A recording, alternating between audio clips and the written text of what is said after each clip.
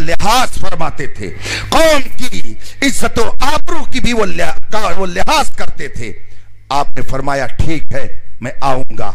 आप तशरीफ ले गए, बारात आई, हुजूर हाफिज मिल्लत ने निकाह पढ़ा दिया और निकाह पढ़ाने के बाद जब वहां से वापस होने लगे, हजरत हुजूर हाफिज मिल्लत रहमतुल्लाह ताला अलैह का कोई मुंह लगा खादिम जो बड़ा करीबी था, उसने पीछे से जल्दी से हाफिज मिल्लत के पास पहुंच करके कान में कहा हुजूर हाफिज मिल्लत से, हुजूर जो निकाह आपने पढ़ाया है ये सुन्नी नहीं था। हाफिज मिल्लत जलाल में आ गए, फौरन वहीं से वापस हुए और आने के बाद अभी उसी मजलिस में, जो मजलिस अभी बाकी थी, बाराती मौजूद थे, हाफिज मिल्लत रहमतुल्लाह अलैह ने खड़े होकर के कहा निकाह नहीं हुआ, नहीं हुआ, नहीं हुआ, अगरचे अब्दुल अजीज ने पढ़ाया है।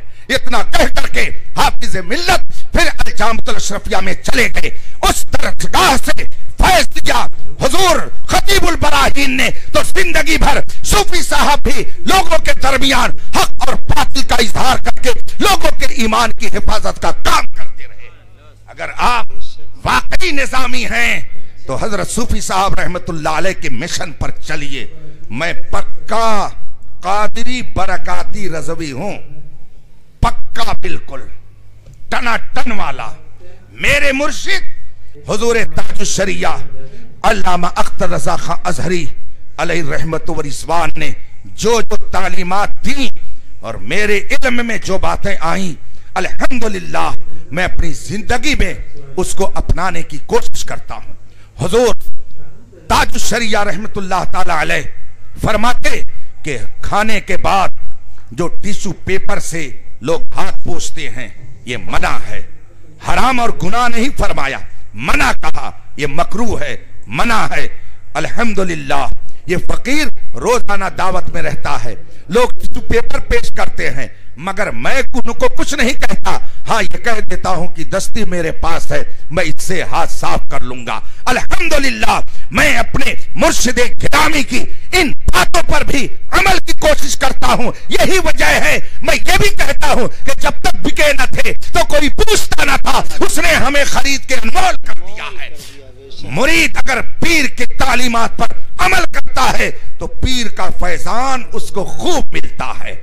आप लोग देख रहे हैं कि पीर का फैजान इस फकीर पर कैसा है, कैसा है, वो आप अपने माथे की आंखों से देख रहे हैं। अगर आप उससे निजामी कर रहे हैं तो हजरत सूफी साहब रहमतुल्लाह अलैह की अमली जिंदगी को अपनी निगाहों के सामने रखिए। सूफी साहब साहिब ईमान थे, साहिब आमाले खैर थे और फिर हक बात की तलकीन फरमाने वाले थे। और चौथी खूबी वो तवासौ बिस्सब्र, सब्र करने वाले। जाहिर सी बात है कि जब आदमी हक बात कहेगा तो उसके ऊपर कुछ न कुछ मुसीबत के ढेले फेंके जाएंगे, बल्कि इस वक्त तो गैरों से ज्यादा अपने ही लोग ढेला फेंकते हैं, गैरों से ज्यादा अपनों ही से मुश्किलात पेश आती हैं। हक बात अगर आपने मस्जिद में कह दिया, बदअकीदा पता नहीं कहां है, गांव में है या नहीं है, मस्जिद में तो नहीं है, मगर मुतवल्ली साहब मुंह पर ताव झाड़े हुए आएंगे, मौलाना झगड़े वाली तकरीर मत कीजिएगा, ये बात मत कहिएगा, बस सीधी सीधी रोजा नमाज की बात कहिए, इख्तिलाफी बात मत कहिए। वो बेचारा पता नहीं कहां पड़ा हुआ है जिसके खिलाफ मस्जिद में इमाम ने बात कही, उसको दर्द हुआ कि नहीं नहीं पता। मुतवल्ली साहब को पहले दर्द हो गया, उन्होंने फौरन रोकना शुरू कर दिया। मैं कर्नाटक गया, मेरी अपनी आदत है कि अगर मैं अजनबी रास्ते पर जाता हूं तो मैं रास्ते में आबादियों का नाम पूछते जाता हूं। ये आबादी कौन सी है, यहाँ कितनी मस्जिद है, यहाँ कितने लोग आबाद हैं, ये आबादी कितने अफराद पर मुश्तमिल है, ये मेरी आदत है। इसीलिए यहाँ से लखनऊ तक जहाँ कहीं नमाज का वक्त होता है, अगर मैं गाड़ी से अपनी जाता हूँ तो मैं टाइम देखता हूँ कि जोहर का वक्त कहाँ हो जाएगा, उसके बाद कौन सी मस्जिद पड़ेगी, अस्र का वक्त कहाँ हो जाएगा और कहाँ पे हमें किस मस्जिद में अस्र की नमाज पढ़नी पड़ेगी, ये मैं सब जायजा लेता रहता हूँ। मैं एक कर्नाटक में बाई रोड सफर कर रहा था, मेरे साथ जो कर्नाटक के अहबाब थे, एक शहर से वो लेकर दूसरे शहर जा रहे थे। बड़ा शहर है, नाम नहीं लूंगा इसलिए कि आवाज रिकॉर्ड होकर के न जाने कहां तक पहुंचेगी। उसने मुझे को शहर से गुजारना शुरू किया। मैं गाड़ी में बैठकर जा रहा था। मैंने पूछा इस शहर का नाम क्या? कहा फला, इस शहर का नाम यह है। हमने कहा इतनी यहाँ पर मस्जिद है? कहा माशाअल्लाह बड़ी मस्जिदें हैं। हमने कहा सुन्नियों की? कहा जामे मस्जिद भी सुन्नियों की, ये भी मस्जिद सुन्नी की, वो भी मस्जिद सुन्नी की। हमने कहा माशाअल्लाह बड़ी खुशी की बात है। अब वो जनाब हमसे कहते हैं हजरत खुशी की बात तो है, मगर यहाँ की जो सबसे बड़ी मस्जिद है उस मस्जिद में कोई इमाम रुक नहीं पाता है। 4-6 महीने के बाद उसको यहाँ से जाना पड़ता है। हमने कहा क्यों?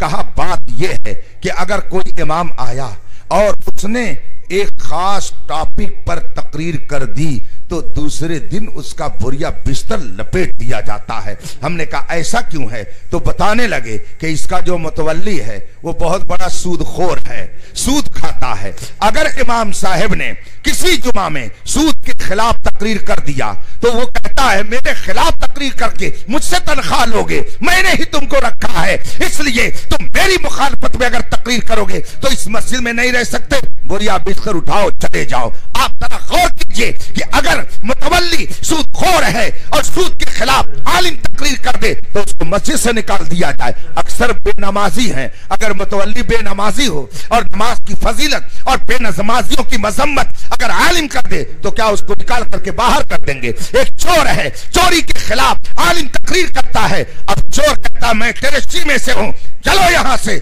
तो बताइए हक बात कौन बताएगा? सच्चाई आप तक कैसे पहुंचेगी? नेक अमाल आप कैसे करेंगे? सूफी साहब रहमतुल्लाह ताला अलैह ने जब हक बात पहुंचाई तो उन पर भी तीर और तलवार जबान के जरिया चलाए गए, उन पर भी तीर का निशाना लगाया गया। मुझे कई एक वाकयात मालूम है। एक साहब कहने लगे वो तो मक्कारी करते हैं, वो तो मकर से काम लेते हैं। मैं चुपचाप सुनता रहा, लेकिन उनकी क्या हैसियत रही वो भी मैं जान रहा हूं। और सूफी साहब का क्या दर्जा हो गया वो भी नजरों के सामने है। 4 खूबियां जिसके अंदर आ जाएं कि वो साहिब ईमान हो जाए, साहिब अमल साले हो जाए, हक बात की तलकीन करने लगे, और अगर मुसीबतें आए, लोगों की तरफ से ईज़ार सानी का मामला आए तो वो सब्र कर ले। जिसके अंदर ये 4 खूबी है वो कभी नाकाम नहीं, वही हकीकत में कामयाब है।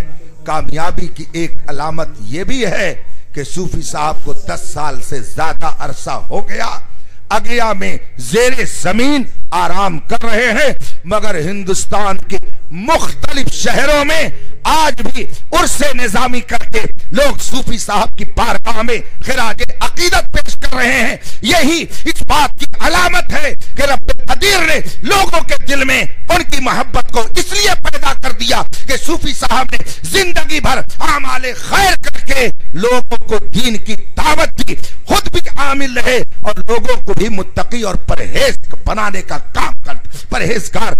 का काम करते रहे। जब हजरत गुम हो गए और उसके बाद जब मिले तो बहुत सारे लोग मिलने के लिए आए, तो मैं भी पहुंचा एक रोज जमदा शाही से मुलाकात करने के लिए। लोहरौली में ठंडक का मौसम था।